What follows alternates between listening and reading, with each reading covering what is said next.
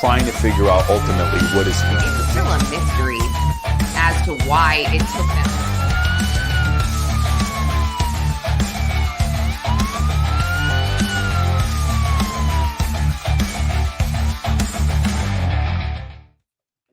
Hello, everyone, and welcome to Primetime Crime Live. I'm Lauren Conlin, and as always, I'm with my co-host, Jarrett Ferrantino. Hi, Jarrett. What's up, Lauren? Great to be back. I'm back in my studio, at least with Jason. He's feeling better, so he's here. We're ready to rock and roll. Yeah, I'm so glad Jay's feeling better. I miss Jay. I feel like our viewers and our listeners don't know Jay, but they should. I wish we had a third mic so he could pop on and just like make some commentary. He's good like that. He's entertaining. He's good. He's waving even though he's off camera, but okay. Well, yeah, glad you're back in your normal studio. It is a really good background, I must say. So Dizzy is watching right now. She's in the chat. We were discussing this. So you and I, just before we get into the cases we're supposed to talk about, you and I discussed Sebastian Rogers, the missing teen out of Tennessee, on one of our episodes. And yes. I had interviewed Dog the Bounty Hunter back in April. He was promoting a book, and it was more like a pop culture episode for me. And here, I'll be totally honest, I didn't really know that much about him. I knew he was a reality star. I didn't know there was, like, I guess, a lot of controversy surrounding him, what he does. So is there? Okay, so I didn't really know that, I guess, but something just kind of told me during the interview. It was very last minute, off the cuff. I was like, hey, Dog, you're a bounty hunter. You search for missing people. You search for, and you find them and you help people. And I knew that he had worked on, I guess, finding Brian Laundrie, I believe. And so I was like, okay. So I bring up Sebastian. He had never heard of the case. He said things that were crazy. Like he knew it, but he didn't. He was like, well, it's always a family member. And I'm like, wow. And I don't even say anything. I'm just listening to him. And then he's like, well, you need to search dump grounds and just everything he said. And I'm being general right now. I'd have to play part of the interview, but everything he said, I was like, oh my gosh. So he says to me, email me, I'll look into it. And I was like, wow, that's great. So I email him pretty much right after, and he doesn't write back, but I tried. A lot of people were sharing the part of this interview and everything. And I think it was 2 days ago, he makes this post and he's like, I'm all in for Sebastian Rogers. I'm coming to town. I'm going to look for him. Well, wait. And so he's doing it with this YouTuber. You did watch it. Okay. Thank you for watching it. This YouTuber I never heard of, Nick the Hat. I don't know anything about him. I don't know if the chat has, but yeah, I was like, oh, well, this is great. I'm really glad that he's doing it. But what changed? I'm just curious, or what happened, I guess. And maybe that just means nothing. I just want to know for myself. But a few people have commented because I retweeted what I had originally posted at the end of April or May, whatever. And some people are like, no, we don't want him. And I'm like, really? Tell me more. I know nothing. Oh, that's good. You love Nick. Okay, that's good. That's great. I have no idea who he is. I have to just do some digging and look into this, I guess. But well, I don't think Dog the Bounty Hunter will hurt the case. I mean, he's been a part of a lot of interesting cases over the course of his career. I mean, to have him and his resources, certainly at this point in the Sebastian Rogers case, is value added as far as I'm concerned. I don't see the downside. I mean, they still haven't found Sebastian. The family has not been as forthcoming as they should be. So here's a guy with tremendous resources, good experience. Obviously, he's controversial. He does his thing. But the reality is, I mean, where's the harm in having him involved? Yeah, that was my thought, I guess, because it seems to me at this point, his case is kind of going cold, which is so sad. I mean, this kid, it drives me crazy. I think this case, and I hope that I'm wrong, but I do think it's more of a recovery. And we discussed this with the Nikki McCain case. I just don't think it's a rescue at this point. But yeah, I could be wrong. Oh, wait, no, sorry. Okay. Yeah. So Dizzy was telling me about this before and I didn't follow this case. So I need to go and dig. Did you follow that case? What Oh, case is that? you can't see. Yeah. So Danielo Cavalcante. No. Yeah. I didn't follow it. So yeah, when he We'll check it out. yeah, we can. But I was like, okay, this is crazy. I did not know that this was going to be controversial. I just was curious as to what changed his mind here. Didn't know. But Well, anyway, you know as well as I do. I mean, when you do this and do it publicly, people ask you about cases all the time. We yeah. get requests to become involved in cases all the time. So I am sure Dog has been dogged to get involved in the Sebastian Rogers case. There's no doubt. So Mm, I think when people keep asking, it's hard to say no to everyone, yeah. and I'm Yeah. sure that's how he ended up getting involved in it. Yeah, I'm just curious who else brought it up to him, I guess, because I guess it's a high profile case somewhat, but not I don't know anymore because my husband always gets mad at me. He's like, when you're at parties or in like social circles, you can't bring up murder cases and expect people to know. And I don't do that. Number one, I literally don't do that. Number two, I brought up Idaho and I was surprised that someone didn't know about the Idaho murder. So I was like, okay, I feel like that See, now case. that person is a prospective juror. That's the problem they're having Yeah, right now. right, That's what we're talking exactly. about tonight. It was a good Yeah. lead in. The Yes. problem in Idaho is here's the problem, and this has gotten a lot of attention over the past 2 weeks or so. And this is something we talked about way back when on True Crime Boss, which is my solo podcast. But when I met Lauren, we started this one. So we stopped. I was no longer a solo act, right, Lauren? But I was anticipating the change of venue request. And Mm. for those of you that don't know, a change of venue You just switched request. to Kohberger. You just So, switched, right? well, Is that what yeah, you're talking about? yeah. Okay. So we're talking about Idaho. So what's going on is there is a motion for change of venue pending before Judge John Judge. And the defense is saying that Latah County has been so saturated with press, particularly negative, prejudiced press against Bryan Kohberger, that it is impossible to seat a non-biased jury in Latah County. And in support of that motion, they've done basically three things. They provided psychiatric or psychological testimony. They provided data that they gleaned Mhm. from a survey, and then they provided analysis on the press that's been in Latah County and really in the extended area of Idaho. And they're asking to move the trial to Ada County, significantly far away, where they think Bryan Kohberger has a better chance of a fair trial. Now, that's the request. This episode, we're not talking about whether Bryan's guilty or innocent. Okay. Mhm. I've made my position on that quite known, at least my feelings. Yeah. But this is a very, very big issue for the judge. He's acknowledged that. I love this judge, by the way. He can't hide his emotions. He listens very attentively. He thinks out loud sometimes, which is great. He's really doing the work. I truly don't know what he's going to do. I'm leaning toward he may change the venue here, okay? Mhm. But the big issue is I think it's a little premature. I get all of the stuff that the defense has put forward.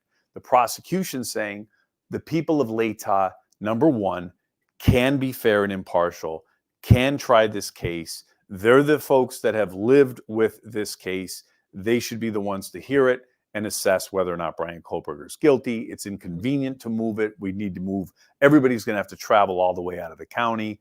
And they're saying the case has gotten national attention. We're not going to find a place where there is not significant amount of tension on Bryan Kohberger. So that's what's before the court right now. It's a huge issue. How far is that county I from think Lake? it's over 100 miles. Oh, So, and this trial would be a long trial too. This most likely would not be a short trial. well, and I've seen them actually physically move a trial. I've actually seen cases where they bring a jury in from out of another county as well, which is an Mm. option.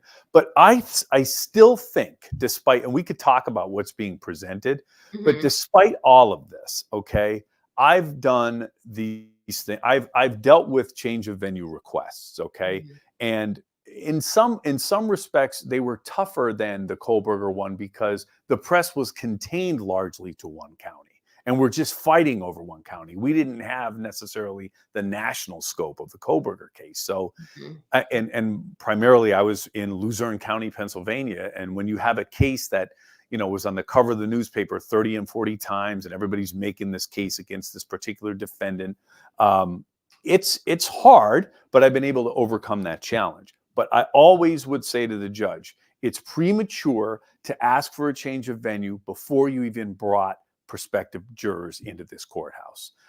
Latah County should bring a jury panel in. When they Mm. bring that jury panel in, you ask them, are you familiar with this case? Do Mm. you have a fixed opinion with regard to Bryan Kohberger's guilt or innocence? Or are you willing to sit and fairly and accurately assess the evidence and listen to the instructions of the court? If somebody says, yes, I can do that. I certainly know about the case. I know that that man was arrested. I don't know all the evidence in and out. I could keep an open mind. You may get a jury there, okay? It's going Mhm. to be tough. I agree. But I think any request or decision prior to having that conversation is premature. This stuff about bringing in surveys, like they're calling, like it's like judicial polling, right? First Mm. of all, who answers surveys, right? When you get a call, like, Yeah, and no, never.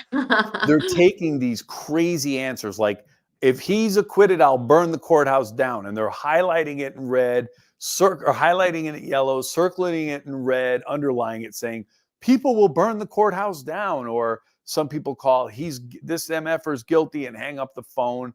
Clearly, those are people that are not going to end up on the jury. And those are extreme Exactly. examples, right? Right. Okay. But they'd be gone anyway. Mhm. So the other thing Yeah. that happened in the courtroom was they had an expert on the stand, and the expert starts going through these Facebook pages, all these Kohberger Facebook pages, and it's like facing out for the public to see. And the Mm. judge stopped that right in the middle. He's like, whoa, like, first of all, these Facebook groups and everything, primarily he's taking the position that they're negative and they're against Kohberger, whatever, right? But Yeah, they're yeah, not just in Latah County. I mean, I've been saying to people, you go to Mars, you're going to have people that know about the Kohberger case. yeah. So the question isn't, do you know? It's, are you of a fixed opinion that cannot be changed? And you will not fairly and accurately consider the evidence. That's the standard. Not, and everybody says, how could you find anybody that doesn't know anybody? Oh, no, doesn't know anything about this case. Would you want a juror that doesn't know anything about this case at this point? Like they've been living under a rock for 2 years. But you can. That's the whole point, right? There will be people that don't know about the case. God bless Like I those said, people if they don't know. They might not even know who's running for president in this no, country either. It's like, okay, so but that's how I feel, and I feel like I'm constantly gaslit here by everybody because everyone's like, "Lauren, like not everybody knows everything about, crime and what's going on." And I'm like, "But this is different. This case is huge.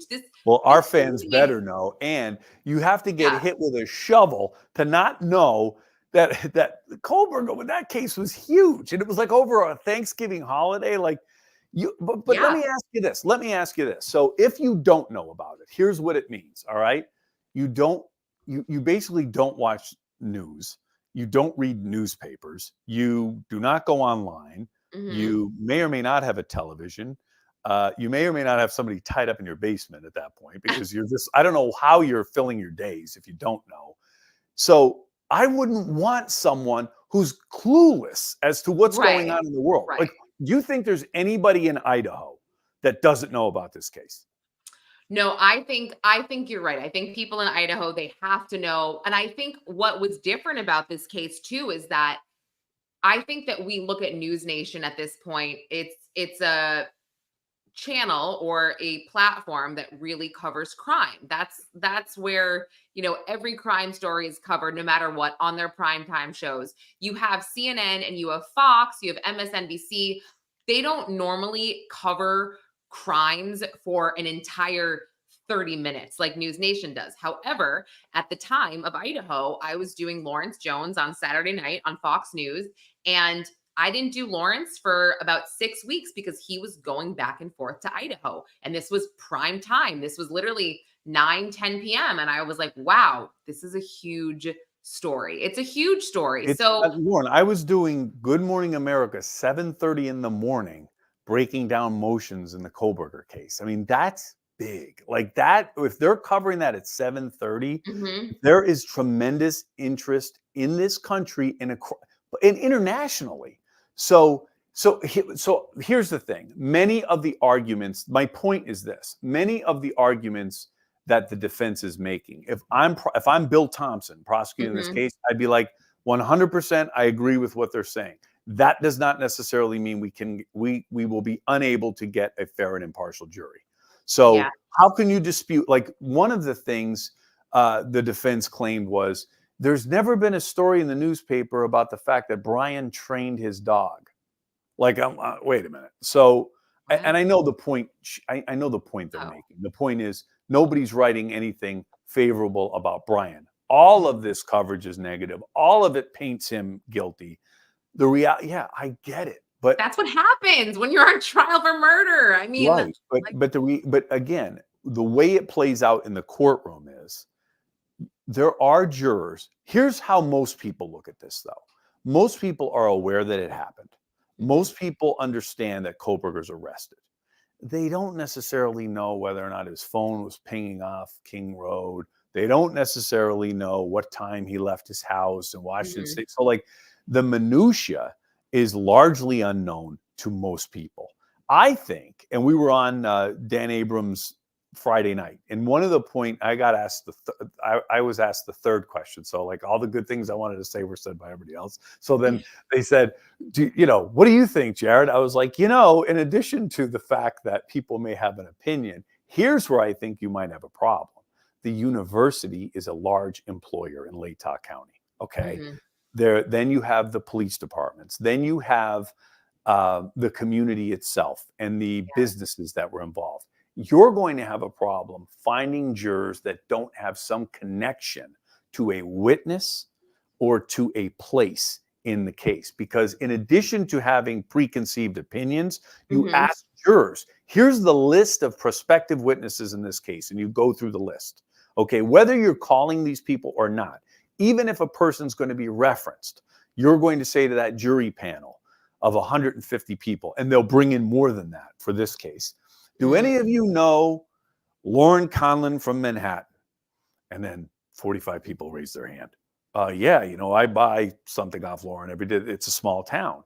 All of a sudden, you have Say what problems. up, Lauren? Just kidding. But so I'm Just using that as an kidding. example. So, like, there's going to be issues of conflict. So you're going to lose jurors that way. It's going to be tough.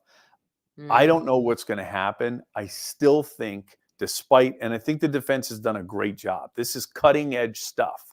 The mhm, surveys are cutting edge. The psychology of, basically, the psychologist is saying, I could tell from the media coverage and the survey responses what the mood of this community is. And mhm. they want to hang this guy. And that's powerful evidence for that judge to weigh. And it's new in our business. I've had these change of venue motions. I've never had a survey. I've never Mhm. had a psychiatrist come in or a psychologist come in and testify to the tone of the community.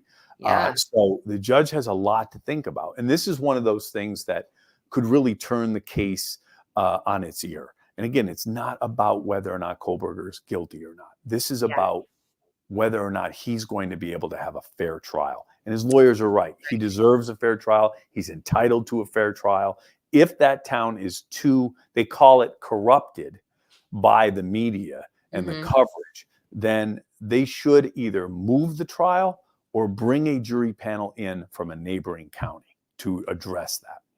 Yeah, and I think I'm under the impression here that you don't want anything to cause the defense here to appeal or to have any reason for this, for justice not to be served. So if that's the right thing to do, then just move it so we don't have to go through this again and the families don't have to go through this again. That would be horrible. That would And be the, so the horrible. the families, the Gonsalves family released a statement. They want the case to stay in Latah, but it's one of those things as a prosecutor. It's like I mean, obviously you want to fight. If you're an elected prosecutor, for example, like you want to fight to try your case in the county with the people of the county that elected you, and that's kind of your job. You got to do that, okay? But at the same time, you can't bury your head in the sand and say these aren't serious issues we're contending with of pretrial publicity. And then Yeah. you have these, they call them like these hidden jurors or these sniper jurors that come in, or stealth jurors that come in, and they'll say everything the defense wants to hear, everything the prosecution wants to hear. No, I haven't read enough about this case to make my mind up. Yes, I will be fair and impartial. And that's a stealth juror that just kind of flies in below the radar, doesn't even Yeah. get picked up on radar.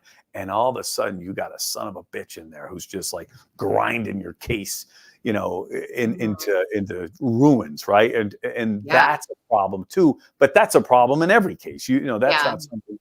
But I really think that John Judge has a tremendous amount to wrestle with here. I think the decision's premature. If I'm a betting man, I would say he's going to expand the pool, bring in 200 people, give it a day or two, maybe even a week, and say, look, we went a week. We can't get one juror.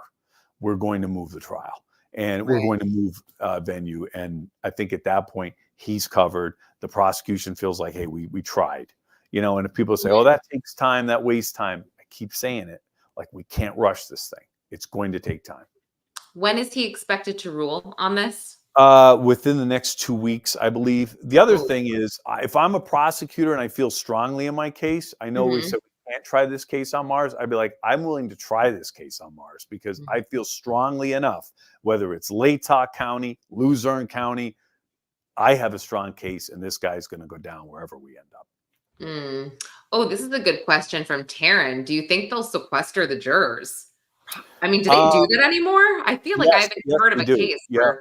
No, they Okay. do. They do. So will they sequester the jurors? Again, that's a decision up to the judge. But if they keep it in Latah County, so this is a small town that is just going to be under siege of media.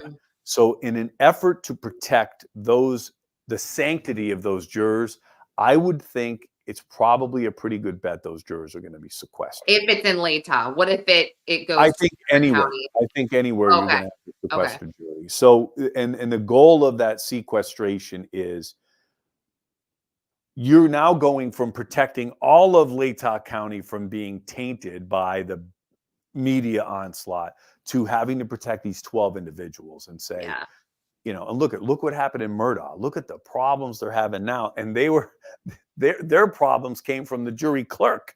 Like, I know. The damage that, somebody like that, a moron like that, can create these kind of issues. Like, she was imbued with all the authority of the court. And she's running her mouth about how the jury should feel about decisions that were made in the defense and how they should feel about Murdaugh when he's on the stand. I mean, that problem's still not going away. It's a huge issue for that case. Yeah.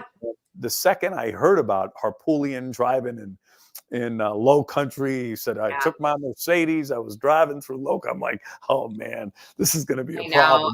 I will be so happy when that case is done and I don't have to hear his stupid name anymore. I'm so sick of it. Literally so sick of it. Well, Taryn, this is interesting. The Ashley Benefield jury mess, but also like Karen Reed. I feel like all of it is just, why don't they sequester jurors anymore? I mean, I get it's costly. Well, not only that, it's a tremendous imposition on their lives. I mean, imagine, so Kohberger's trial is going to take months. I'm talking 4 months at least, right? And we're going to be out there, Lauren, wherever it is, Latah County, Ada County, we're going, right? But imagine being stuck in, like, the O.J. Simpson jury was sequestered, for example, right? So all those, they were in a hotel. Like, imagine being stuck and away from your loved ones for all that time. It's not a vacation. I mean, it Yeah, sucks. no. I mean, I don't think I could physically do it, like, because my kids are little and they need me, and I just don't think that I would. I Well, you mean, would be excused for that reason. yeah, That's one of the questions that, and people don't realize that. They would say, like, do you have childcare concerns that would prevent you from being taken out of society to solve a murder for the next 4 months? but Yeah, I have two little kids. I've been told many times, and today as well, actually, that I would be a good juror, or I would be somebody that, sorry, that the defense, I should say, would want as a juror, because I do feel like I have an open mind about a lot of stuff, and I recognize the fact that people do need a fair trial, even if The they're defense would want you on the disgusting. Karen Reed case. What's that? The defense would want you on the Karen Reed case, I'm sure, but Okay, relax over there. Relax over there. I'm not, oh my God. And that case needs to go away as well. That's the case that also is literally never going anywhere. Every time I open up Twitter, people are attacking each other still over that case and attacking Karen. What some guy, my dad actually sent me the other day. He texted me and he's like, dude, people are just like going through and just depicting her looks. I mean, it's silly. Like, she'll pose for a picture and I mean, it's, yeah, yeah, these it's rough. It's a rough rough. and tumble business Yeah, being charged totally. with murder. So when do you think, and I know we've talked about this before, but I just can't remember, when do you think that Bryan Kohberger is actually going to trial? Summer of 25. Oh, okay. So You this think, all summer. right, Yeah. okay. I would Interesting. think so. I mean, that's the plan. I think that everybody's gearing up for that. I think the judge has asked that everybody clear their calendars for that time. So wherever it is, that was another issue. There were claims about, can this community handle a trial of this size, Mhm. or should we be out near Boise? And that's a legitimate concern too. Not as important as whether or not you can seat a fair and impartial jury. But one of the reasons why they wanted to hold the trial in the summer is because the university is in summer session, much less traffic, much more places to park and Right. hotels to stay. So it's in all likelihood going to happen in summer of 25. Wow, fun summer for everybody there. I feel so much for the families who most likely just want to put this behind them and move on with their lives already. I can't imagine. I mean, I know that these cases can take forever. You know, we've talked about Drexel taking 12 years, 11 years. I mean, it's just horrible. But I feel like with this, they really are trying to do it right. And I think that that's a good thing, Yeah, obviously. and I'm going to say this. I think that Brian Kohlberger's attorneys are doing a really good job. They're Mhm. doing their jobs. And I like Bill Thompson's style. It's very different than mine. He's very reserved, very conservative guy, not politically conservative. I'm talking about in prosecution land. But, I'm a person that could look at someone with a totally different style and be like, yeah, like he's very focused. He's Yeah. just, he's recognizing this is a marathon, and he's just patiently, he takes jabs where he can, where he sees an opportunity. Otherwise, he lets them do their job. I don't know. He's like a lion that doesn't have to roar. You know what I mean? I like that. I like that style. I think Yes. not necessarily my Yes. style, but I think it's going to be effective. And I would imagine that the people of Latah County like that style too. Yeah. Yeah, no, I like that. I like what you just said, a lion that doesn't have to roar. I think that's also the best kind. It's the not, I love that. But all right, well, we can definitely keep an eye on this one. Oh, look, Tom's here. Hi, Tom. Thanks for joining. Yeah, so let's put Coburg to bed for the night. And let's talk about Kouri Richins Huck and Bryan, and even though he doesn't go to bed at night, he runs a sweeper all night, according to his neighbors. But anyway, Jesus. I know too much Sorry, about this not case. funny. I know. No, let's talk about Kouri Richins, who is going to stand trial for the murder of her husband, Eric.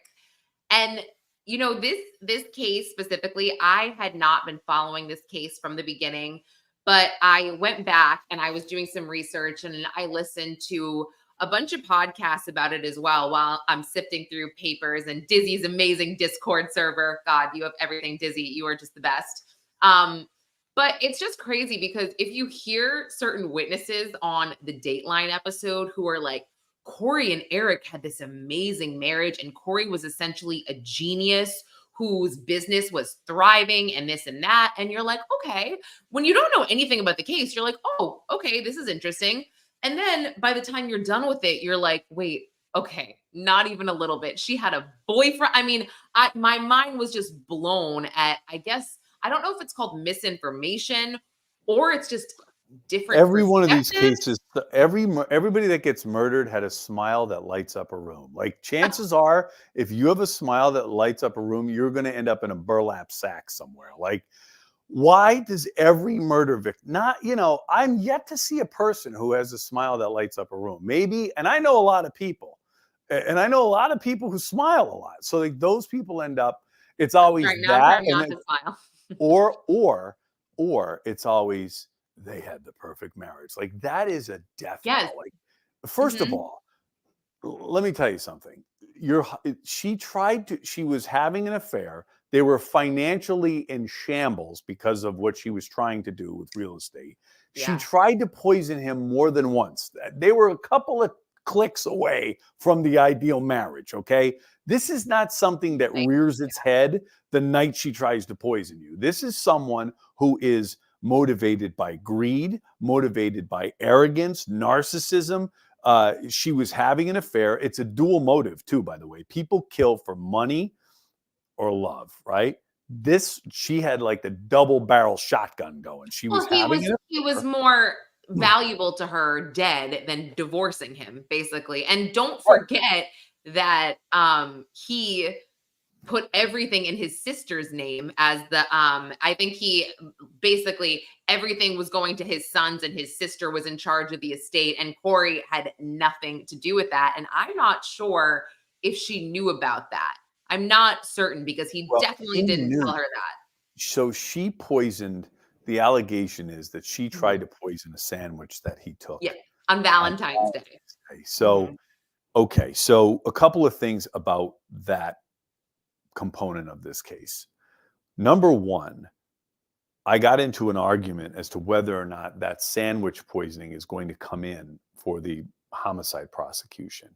This is one of those situations where we call it a 404B, prior bad act evidence. Mhm. You have Kouri poisoning something she knows will be imbibed by her husband.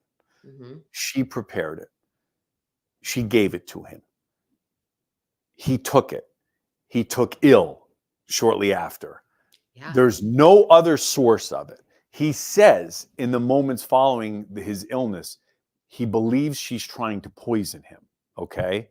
Mhm. All of those similarities to ultimately how he died will allow for the prosecution to argue, number one, that comes in because it is so similar to what happened here. She Mhm. prepared a concoction, poisoned the concoction, gives it to him, he takes it. Okay. In addition to that, you only use that kind of evidence not to say she's a poisoner, period. It's to prove motive, intent, identity, or opportunity. In my Right. opinion, I would say she was trying to kill him way back on February 14th. She intended it then, she intended it now, first degree murder all day, So did every I day. miss something then? And I could be wrong. I thought they added that as a charge, the as an They attempted murder charge against If her. if they did, it's in. If they but the defense can try to sever that charge. They could say it's a separate Yeah. incident. It should be tried separately. Then you would argue either way. They're going to end up arguing why that evidence is admissible and related to the homicide. And those arguments I made Okay. will apply. So if he's charged with the attempt, then it's a charge, and that's a tactic too that the prosecution would use. It's just another way to get that evidence in. So Okay. that's like if she shot him a week before and he survived, technically that's a separate criminal element and could be charged under a separate number, everything. Okay. So if I'm Okay. his lawyer, I'm trying to keep all that shit out. I'd be like, Yeah. no way, no way. It's a separate incident. That's So what I thought. Sorry, Dizzy confirmed it. The judge did rule that that charge will go ahead to trial. So the But attempt. again, that was the preliminary hearing judge. So Dizzy's correct, but the Mhm. preliminary hearing judge is not the trial judge. So the trial judge ultimately will make that determination in the pretrial phase. So for now everything got bound over to the big court. Yes. Once it gets there, Okay. you undoubtedly, if unless the defense is committing malpractice, they will try to get that charge kicked. Right. And Taryn, yes, her trial will also be summer of 2025 if what we said about Kohberger is correct. And American Princess, we're talking about Kouri Richins. Her trial, I So mean, listen, in addition to the circumstantial evidence against her and the text messages and the motive, the text messages. she bought the poison from her housekeeper. She bought the fentanyl from her housekeeper, who's Mhm. testifying. Like, honestly, the fact that she's taking a trial at this point and like is only further, I'd be like, there's exhibit A about how greedy and narcissistic she is. But like, and here's the capper. She wrote a children's book called Are You With Me? Yeah, To help kids deal with grief. it's after funny the because loss. that's just been buried at this point because of all of her other BS. I mean, I don't understand when criminals need to stop Googling stuff and stop putting stuff in writing at this point. I mean, the fact that she Googled prisons for rich people, it's like, it's funny, but it's not funny. It really Every isn't. single thing she does shows you how greedy and narcissistic she She is. is. It's like Mhm. she is the Yes. ultimate Karen. She's Yes. the ultimate. I mean, Yes. just on those Google searches alone. But let me say this. It's horrible for these kids. You know, Yeah. these kids now have Those lost boys. lost their dad, okay? Mhm. And you know, I grew up having lost my dad at a very early age.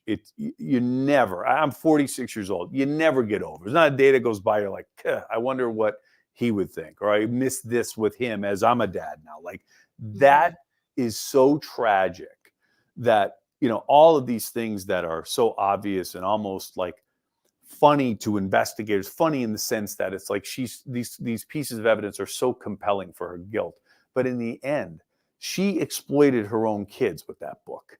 You know, Gross. like she's Yeah. exploiting their grief. She's like, you know, like, and herself, like she was playing the victim here. It's just such a horrible case. And for those kids, I mean, it's just a lot to deal with, to look at it and just think like their mom is in all likelihood going to jail for the rest of their lives. They Yeah. have lost their dad, you know, and it's like one of those locked room mysteries. It's like the murder happened in the house. You know, you have mom involved, dad's dead, and these little Yeah. kids go on with the rest of their lives.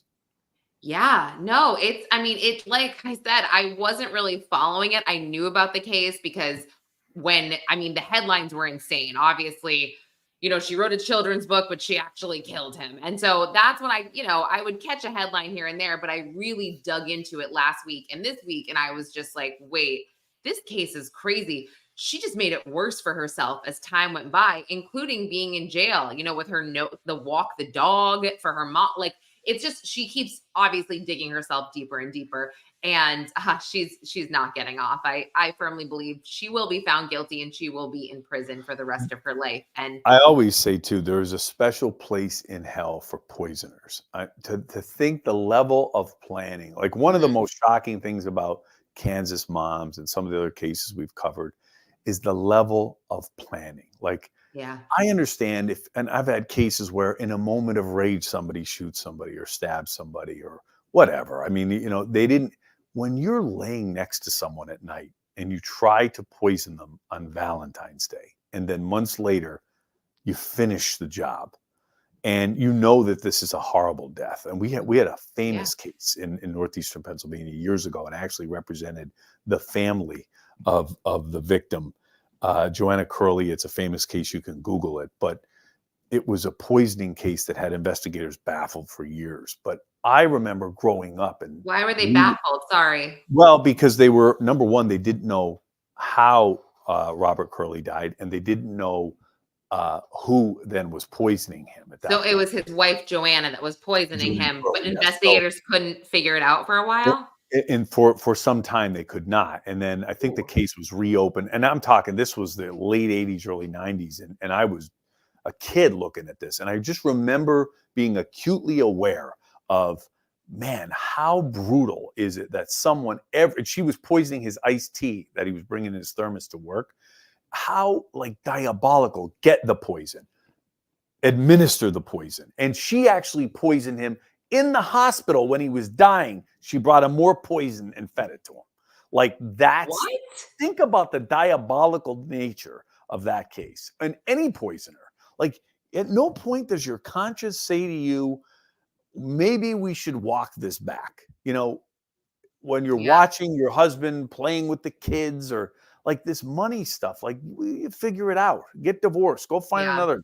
You know what I mean? Go find another guy to drive crazy. Well, I guess yes, I agree with everything you're saying, but I can't get past investigators not knowing it was the wife and being baffled by that. So I'm going to have to look it up because don't we look at spouses first? I mean, I'm just Well, yeah, this one they thought there was an environmental aspect to it that was poisoning him. A lot of it was just getting their right. arms around what actually transpired, how he became exposed to I think the contaminant was arsenic. And again, I didn't prosecute the Oh, case. I was involved right. much later. But in fact, their family changed the parole laws here in Pennsylvania where victims can now address a parole board, which is a Oh, law that they pushed for and had changed, which is wonderful. I think it really humanizes victims, which is like a pretty laboratory condition of a parole hearing. So that was the do work you of. think so? Do you think I think that so I heard about another case where a victim was able to sort of dictate not well, this is different. I can tell you about that after, but I find that to be interesting because I feel like it's case by case, I guess. I mean, if you Well, want to it's just good, but it's better yeah. than in the prior to them changing the law, the Curley family, they could not go to that hearing. This was a hearing where a defendant would appear before a parole board, make their case, Oh, and the victim's family could write letters, but they're yeah. cold. I mean, they're letters. I mean, it's different when you're staring into their eyes and they say, you know, she's here. She did all these things for 20 years in prison. She should get out. And then that victim's family says, yeah, but Robert's still gone. And Yes. here's what she did. And here's what she, you know, we're forever deprived of. And it just gives that board something to really think about. And I think plus it's good for the family to have that ability to go there, say their piece, and at least be heard. And I totally agree. I do think that they should absolutely be heard. Totally. But tell me what you think of this. So there's an actress. Her name is Amy Locane. She was in did you see School Ties? You Yes. definitely saw School Yeah. Ties. What was part of it was filmed near Scranton. Oh, really? Well, I love that movie. Love Brendan Fraser, but Amy Locane is his girlfriend in that movie with the blonde hair, the cute blonde. She's also in Crybaby. She was on Melrose Place. Do you have a picture in your head? I was not a fan of Melrose Place, but yes. No, but I told you School Ties. So Side now note you have on a School picture. Ties, Ben Affleck. I met Ben Affleck one time, and he said the last time I was here was when we were filming School Ties. So I forgot that's he how was I in knew it that. was He is like filmed. That's how. two lines in that, and he's like 2 years old. But Amy Locane, horrible, horrible, horrible. She became an alcoholic, and she got in a car accident early 2000s, I believe. No, sorry, it's probably 2010. And she hit an elderly couple, and the husband survived, but he essentially watched his wife die right next to him. Awful. So she gets sentenced to like maybe 3 years in prison, and she serves 2, and then she gets out. And this guy says, "Whoa, whoa, whoa!" The husband of the woman who passed away, he's like, "Whoa, whoa, whoa! This is absolutely not acceptable. This is not okay." And I don't recall exactly what the state filed here, but they basically said that something happened with this other judge, and that Amy was granted less time because she had a daughter with special needs that maybe needed her help or something. So a new judge, is presiding over this. The state comes forward and they resentence her to 8 years. Like she has to go back to jail and serve 8 more years. So 10 years total. And I was like, oh, I don't even know how to feel about that right now because she obviously she had to become sober because she was in prison and she had been sober. And this, she didn't get out and then go right back in. She was out for like 2 years or something like that. I mean, she is still in Really? prison now. You have to look this up. It's wild. Yeah, I will. I'm like, wait, I don't know about that. I mean, that is. Well, look, I mean, that's why they call them judges. I mean, they're the ones who ultimately make the call. So Yeah. what Robert Curley's family fought for in that poisoning case was for the opportunity to be heard. Right. Whether or not that ultimately now Joanna Curley is out of jail today. She pled guilty to a third-degree murder charge all these years ago. And again, don't get mad. That wasn't my case. I didn't handle it, but I Wait, never really what? agreed with that. She Yeah, poisoned a there was guy some and she's issues. out, her own Oh husband, and yeah, she's out of yeah, jail? yep. Oh yeah, look it up. So anyway, but she did the maximum time of her charge of third-degree murder because Okay. that family stayed active and was in front of that parole board every single time. So I have been in courtrooms where victims' families plead with judges 1,000 times. Becoming a hardened prosecutor, becoming a hardened judge, Yeah. a mom's pain, a child's pain, it's never lost on you. I don't care. And believe me, I became pretty hardened in that job.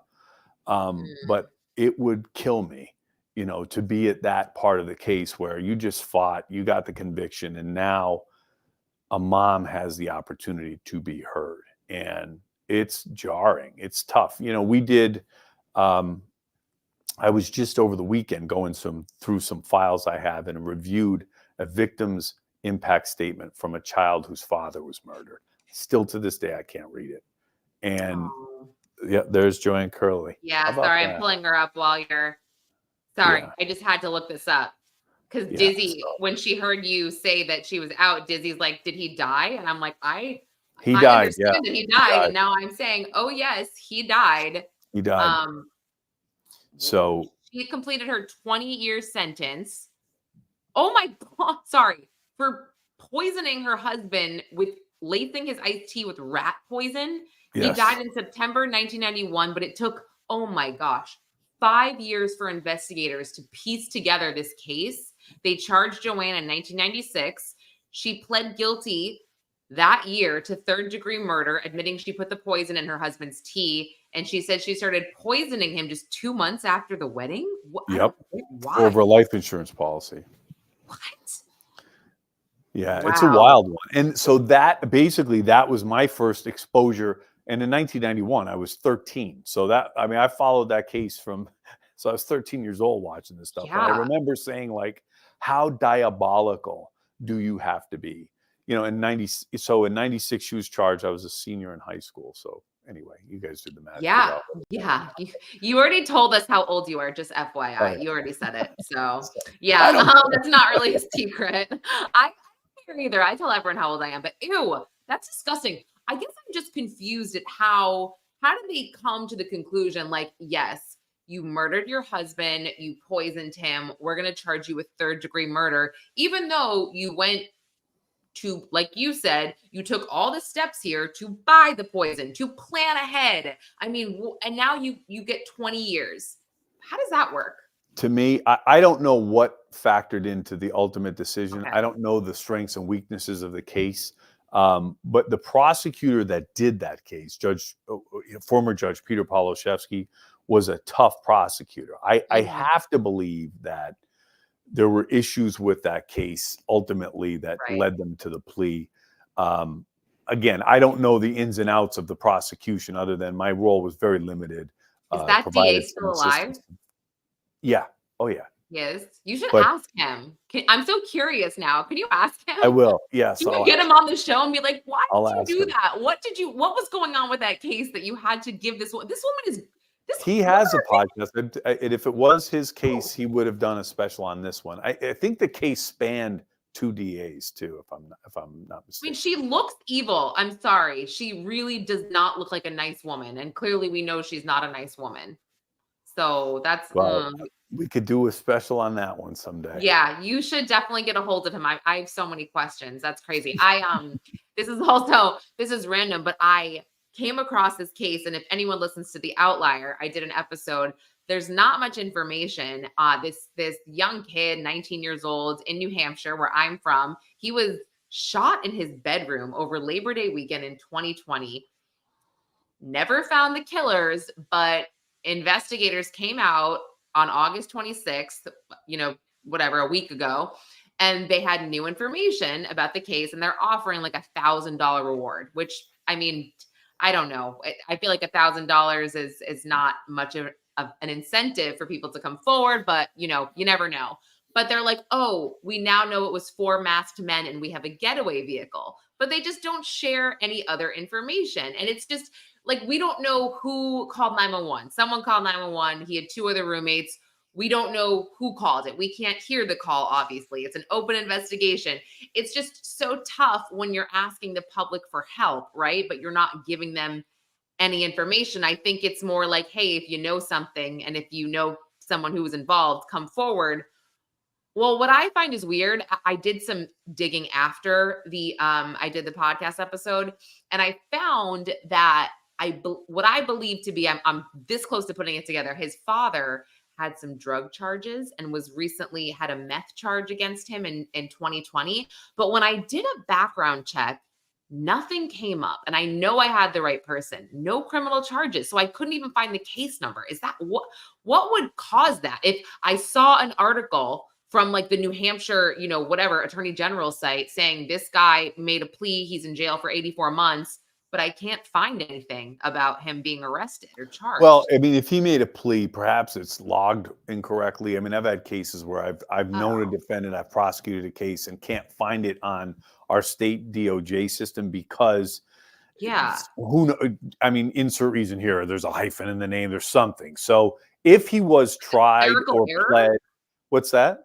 It could be like a clerical error or something. Just I mean, if he's in jail, he pled guilty or was convicted, and that case should be out there. I mean, at a minimum, that the case occurred. Part of the record could be sealed, but the fact is, it can't be wiped away from. There's some paper trail to it, unless the guy's in the witness protection program or something. No, the reality of no, that case should. There's some. I guarantee there's some issue or anomaly with how it's being looked up. Well, something that's not sitting right with me is that they've got so many quotes here from the New Hampshire Attorney General's office, and they're like, yeah, this is just one of those cases that's random and there seems to be no connections. And I'm like, no connections here. So he was killed in Rochester, New Hampshire, but they said the perpetrators came from Haverhill, Massachusetts. That's an hour away. So to come from point A to point B, drive an hour, this is pretty specific. This doesn't seem to be random. 4 people. 4 masked men. Yes. And they said it was a home invasion. What did they take? I mean, they didn't say anything. Oh, they How many homes do you think you passed from? What town was it in Mass? Well, this is Haverhill, Mass. Yeah, to Rochester, New Hampshire. How many houses do you think you passed from Haverhill, Mass to Rochester, New Hampshire? Yeah, no. Sorry. And Dizzy, I did check Vine length. There's literally nothing. I don't understand. And that's why I'm trying to get to the bottom of this, where it's like, maybe they messed up something with this case and they just know that it is tied to the dad. I don't know. I have to do another episode on this because, again, there was no information, but putting all of this together today, it was interesting. It was interesting but frustrating. So, Lauren, a press conference like that, I used to call those like the WWE press conferences where we're like calling out the guy, like, where we're just kind of baiting them to act. Like, we know there's 4 of you. We know what you were driving.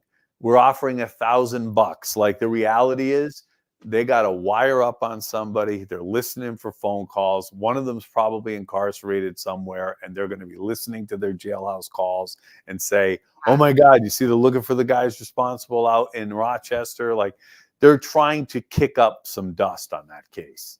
Yeah, I might, I like I said, I am 99% certain this is his father. put some things together. I might try to call his mom and see what prison he's in to see. But I mean, it's very obvious, I think, at this point, New Hampshire, Can you look up on they it? know what they're doing. Isn't there a state inmate locator up there? Yeah, I don't know if he's in prison in New Hampshire, though. I'm saying I know nothing. I can't Oh, okay. even find the charging docs. All I can find is 2 different articles, one from 2012 and one from 2020, about 2 separate charges. But the one in 2020, he's in jail for right now. And there was some. It looked like there was some kind of plea deal that went down from reading between the lines. But I don't know. I'll send you the details. I don't want to overstep. I added the mom on Facebook because I feel like she's out there in these articles pleading for help. And I would just like more information on this because the kid he's an innocent kid. You got to see this kid. He's just so happy. He's got a baby face, so innocent looking. And you're just like, dude, like, it's just so Did he sad. have a smile that lit up? Is that what you're saying? He was happy? No, I'm not for saying his marriage. I'm not saying that. I mean, listen, You're he doing did it have a nice yourself. smile. He did have a nice smile. But send it to me. I'll be happy to look up, see if there's anything we can find out. Okay. Do you still have I should have asked you this a long time ago. Do you have a Pacer account? Can I have your login? It's expensive. What is it? Yeah. I think it's illegal to let anybody else use your Pacer account. You're But I'll probably be right. happy to look anything up you're looking for on my own and actually Oh my God. use it. Asking you will take like 6. Any reporter that reaches out to someone, it's like, hey, do you have time for an interview? They're like, when? And you're like, right now. Hey, Jarrett, can you look this up for me? Yeah, in 6 hours I will. Yeah. No, absolutely not. Wait, Dizzy, you have a Pacer account? Are they really expensive? The one I was looking at was super expensive. But let me know. But yeah, Jared, Anyway, I'm like, I need it now. I need it now. So I can't ask you for stuff. I do have a Pacer account though, yes. Yeah. Okay. Oh, Dizzy, that's where she said she gets most of the docs. That's funny because I just go to the different counties and just request them from the clerks that I'm interested in. So, and I feel like that's pretty cheap because it's like, you're paying $9 here, $2 here. Yeah, I could see that happening. Totally. Wow. Everybody has Pacer. All right. Maybe I need to just suck it up here and stop being cheap. I don't know. We'll see. We'll see what happens. But I'll keep everyone posted on that case. Just so you guys know, his name is Michael Mowry III. And if you want to just look up like some things about his dad, it's Michael Mowry Jr. And his dad lived in Acton, Maine, or in that area. So if you're looking it up, that's the info. And obviously Michael Mowry III lived in New Hampshire and Rochester. And Rochester is just a really beautiful area. It's small. It's known for we call it leaf peeping in New Hampshire because it's so beautiful there in the fall with all the leaves and fall. But yeah, Rochester's known for that. And it's weird. Very, very weird. But Haverhill, by the way, Massachusetts, that place is gross. It's super ghetto. It's like, I mean, no, it is. It's really gross. There's a lot of drugs, huge drug problem there. Yeah. So I don't know. I'm going to look into that because I feel like something's not right there, but someone knows something. But yeah. You have a great contact in New Hampshire, Tom. Do you mean me or are you talking about somebody else? No. But yeah, tomorrow, guys, if you are around, make sure you watch us at noon. Jarrett and I are going to have Brian Fitzgibbons from USPA and then Douglas MacArthur, who I think quite a few of you probably follow on Twitter. He's a geoprofiler. He's also a forensic behavior analyst. He's awesome. But we're all going to be jumping on together to discuss Nikki Chang, Saley McCain, who's still missing. But I think Doug will have some great insights here. I'm really, really looking forward to having him. And Jared, I know you are too.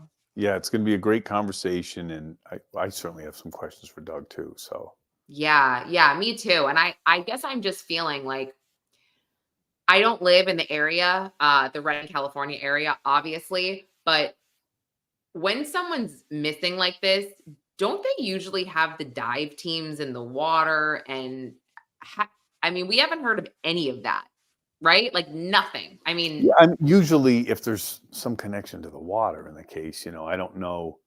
But if you're missing and there's this on that. Yeah, but I mean that. Yes, they do that, but when you don't have a connection necessarily to water or information that she may have been put in water, I mean that's a needle in the haystack situation. Even I mean water Even if they recovery. get lots of tips about it, let's say Well, they that's do. different. Yeah, obviously, then you have a reason to go to a particular place. But if you know, like, take Lacey Peterson for example, when they were Yeah. looking for Lacey Peterson, they kind of knew where Scott described he was. They Mhm. didn't find her in those areas. She came ashore. Yeah. So, yeah, I mean, my God, finding something in the water, and when you really don't have a particular pinpointed area, it is the proverbial But needle in a yeah, they haystack. did it for Sebastian Rogers. I mean, there was no proof he was in water, but he's missing. So they searched everywhere. I just thought this was how you search, I guess, when someone is missing for this long and you're possibly getting tips about it. I don't know. I something There is just has to be, to me, either it's proximity to water, or my experience is there's been some tip related to a particular dock or outlet into the water where you can okay. search a more general area. But if you're saying, hey, like a river runs through this town, you're talking large body of water, it's a very, very heavy lift. Yeah, and not to Yeah. say that they haven't, I don't know, but I'm just saying I haven't heard anything with regard to Nikki and water searches at all. I should get a hold of what body of water is on in the 31 acres of the Redding Rancheria. I'll get a handle on that and just the bodies of water in the area because it is just so strange that I don't know. It sucks, man. It really sucks. I get it.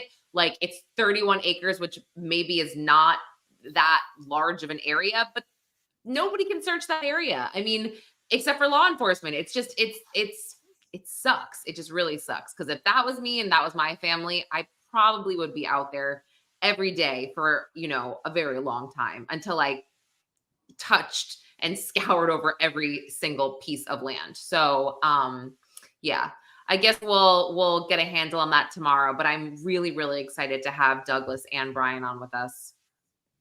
Yeah, I am too. That's going to be a good. So hopefully everybody can check it out, and I'm looking forward to hearing from Brian too to have any updates. I know I miss Brian. It's been so long. All right. Well, do you have anything else? Anything fun happening this week for you? We just last week we filmed an episode of a show coming up. One of the shows I'm attached to, and it was one of my cases, which was exciting. So I spent 4 days in the field filming. It was a lot of fun. It's more fun than having to Wow. prosecute the case.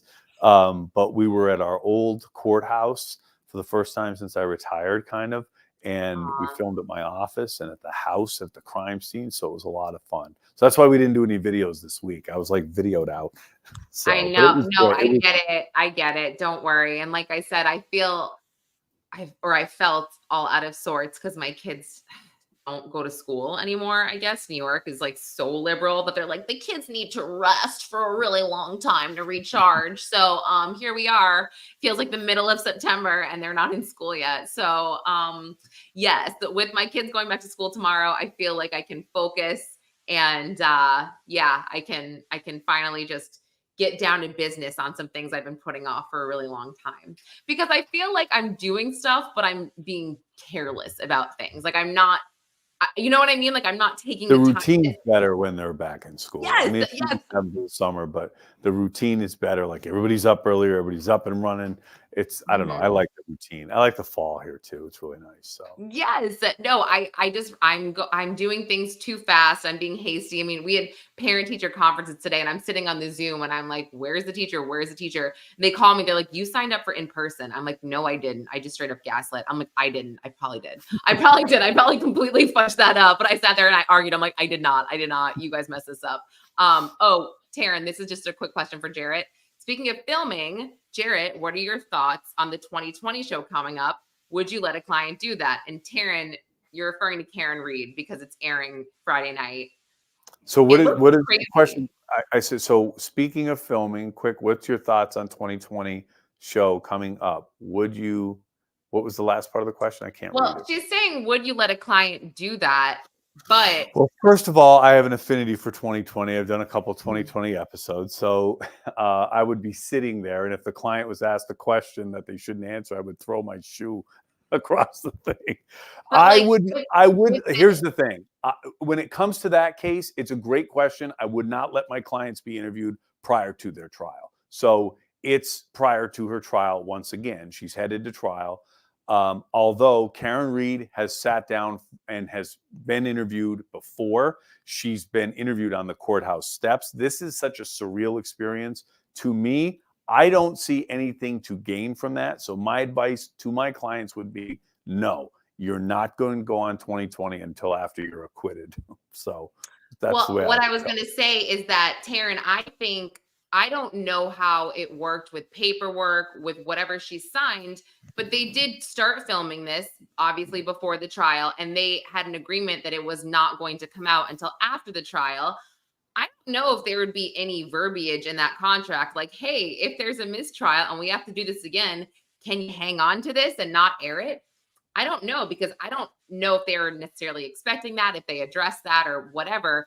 But the preview that 2020 seems to be airing, it's, I don't know, it's awkward. It's something, I don't know if you guys saw it, but Karen talks about like how she was how getting dressed for the trial was so important to her, and hemming her jacket. She's like, my mother always says she hates when sleeves are too long and stuff. And you're like, I don't know how that's going to sit with people. If you know what I'm saying, like I don't know if it's I, going to be like, I know, like an officer's dead. I Yeah, always tell people, and you understand the message you want to convey, but you cannot control how that message is received. And she is viewed by many as a murderer. It's that simple. So yeah. anything she says, they're going to take with their back up and say, she's worried about what her coat looks like. What about John O'Keefe? Like that. That's what I It's mean. I can all see gonna, so people it's, saying that. Yeah.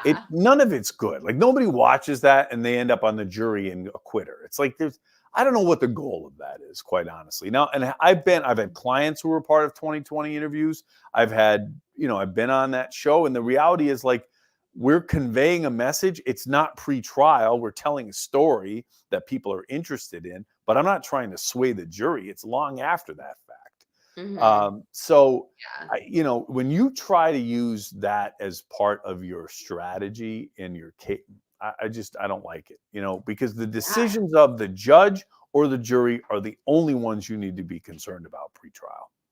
But do you think there was a chance that they were like, whoa, whoa, whoa, mistrial, don't air that, and 2020 was like, boom? I mean, I Well, thought I don't. about that. My experience with the folks at 2020 is they're pretty decent people. I don't know. I'm sure there's been an agreement to air it. I mean, they're very careful about what they do too. I would Yeah. imagine they got a green light on this thing. Yeah, that's a little concerning, because I wouldn't want to do that before I have to go to another trial or do that whole thing over again. I mean, and yeah, talk about my jacket sleeves. I just feel like that would Well, be something that I would look at after it's over and be like, oh yes, looking back, now I'm good. if she says something and then gets on the stand in the trial or something is counter to what she said, that could come in. I've used interviews, we talked about this. I used an Yeah. interview Yeah. in a murder trial of a defendant who sat down with a reporter and cried about her baby dying. And I played that. I mean, so Oh, everything's fair game. Once why you're in did that you play ring, it? I'm curious. Did she sound phony? she was saying things that were counter to what she said in the interview, and she cried these crocodile tears. I wanted the jury to see it, and they did. I mean, I just Really? think once you're in that ring, it's fair game. Yeah. Anything's fair game, and And so you need to be very careful. they did release that Nightline, like the 5-minute interview that most people saw, when she's like, did I hit him unwittingly or whatever? And people love to clip that and use it and clip it. So that's been interesting. But Oh, I I don't doubt will, it's going to be a high rate. It's intriguing. I mean, I'm going to check it out. I just wouldn't let a client do it. no, I'm gonna watch it tomorrow night. I actually can't wait. I'm sure my husband wants to kill me, but he's literally so sick of me. I literally, God, I can't even tell you what I'm. By the way, if you need a new show, Jared, I told you this. You have to watch Worst Ex Ever on Netflix, but it's the second episode got me. It literally got me. If anyone has seen that show, like you would agree with me. I hope. Second episode, yeah, crazy. So everybody watch it. If I know everybody in this chat, I know that you will be into it like I am. But sorry, I'll check Matt. it out. Yeah, you should. All right. Well, Jarrett, this has been fun.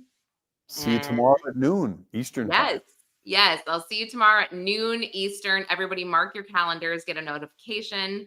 And yeah, thanks for watching us. We appreciate it. Bye.